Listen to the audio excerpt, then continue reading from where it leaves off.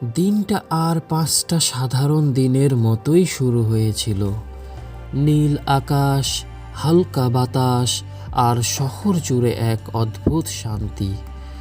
স্কুলের বাচ্চারা স্কুলের দিকে রওনা হয়েছেন, অফিসগামী মানুষ অফিসের দিকে, কেউ বা আবার বারান্দায় দাঁড়িয়ে সকালের প্রাকৃতিক সৌন্দর্য উপভোগ করছিল।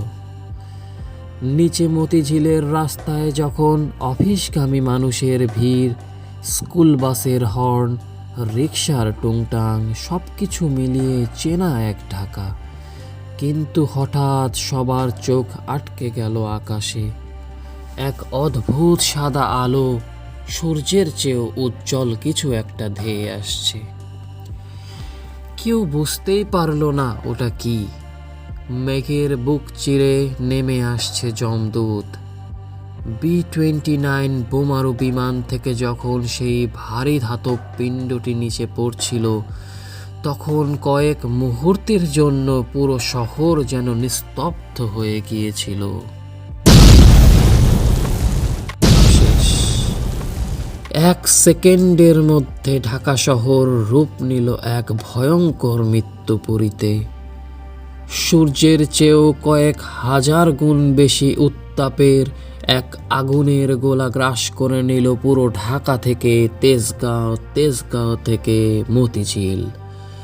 মানুষ কিছু বোঝার আগেই ছাই হয়ে গেল। মাত্র কয়েক সেকেন্ড। একটি সাজানো শহর ধ্বংসস্তূপে পরিণত হতে সময় নিল মাত্র কয়েক সেকেন্ড। গগনচুম্বী ভবনগুলো তাসের ঘরের মতো ভেঙে পড়ল। আমাদের গর্বের আহসান মঞ্জিল, হাজার বছরের ইতিহাস সব ধুলোয় মিশে গেল।